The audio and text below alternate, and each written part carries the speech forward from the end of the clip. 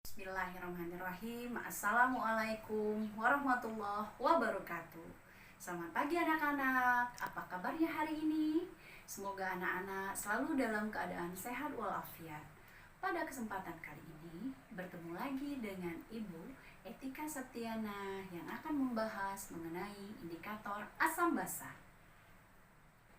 Adapun tujuan pembelajaran kita kali ini adalah menelaah sifat larutan berdasarkan perubahan trayek pH dari beberapa indikator secara teliti dan cermat.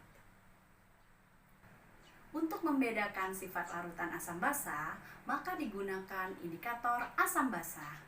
Metode ini dinilai aman dan praktis serta memberikan hasil yang lebih relevan. Adapun jenis-jenis indikator dapat dibagi menjadi 4.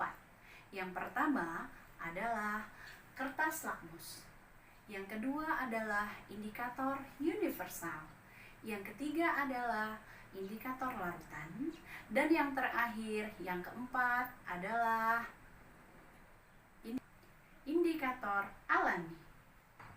Baiklah anak-anak, selanjutnya Ibu akan menjelaskan mengenai indikator yang pertama, indikator lakmus. Indikator lakmus terdiri dari 2 jenis. Yang pertama, lakmus merah dan yang kedua, lakmus biru. Kertas lakmus merah akan berubah menjadi biru bila terkena basa. Tetapi, jika ia terkena asam atau zat netral, maka tidak akan berubah warna. Selanjutnya, kertas lakmus biru.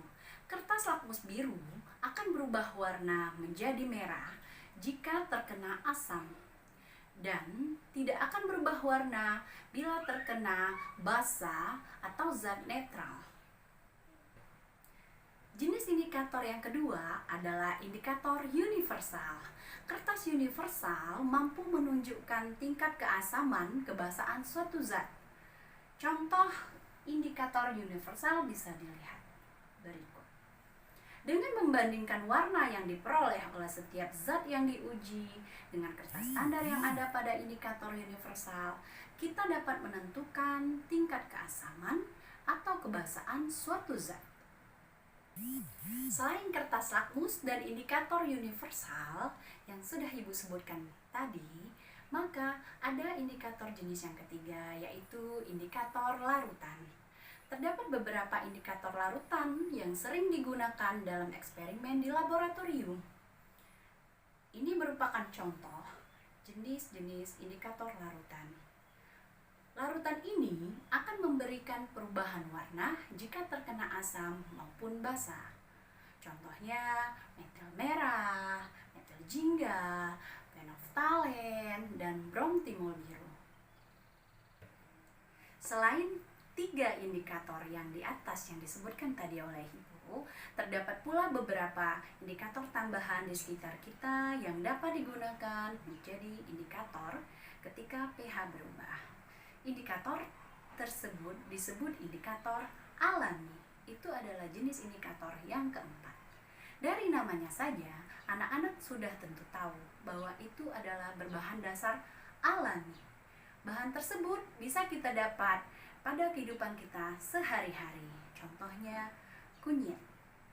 Apabila anak-anak mengekstrak kunyit, maka bila hasil ekstrak tadi kita berikan larutan asam ataupun basa, maka akan terjadi perubahan warna.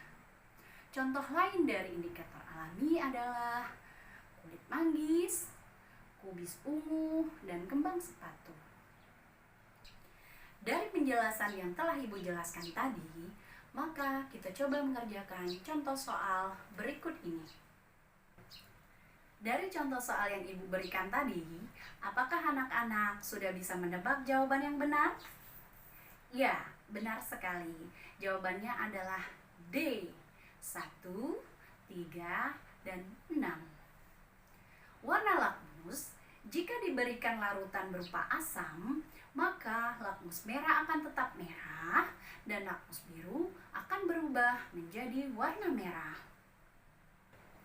Baiklah anak-anak, hari ini Ibu telah menjelaskan mengenai indikator asam basa yang terdiri dari 4 jenis, yaitu kertas lakmus, indikator universal, indikator larutan, dan indikator alami. Demikian pembahasan materi hari ini, sampai bertemu lagi pada video selanjutnya. Jangan lupa klik like, subscribe, and share pada tombol di bawah ini. Terima kasih atas perhatiannya. Wassalamualaikum warahmatullahi wabarakatuh.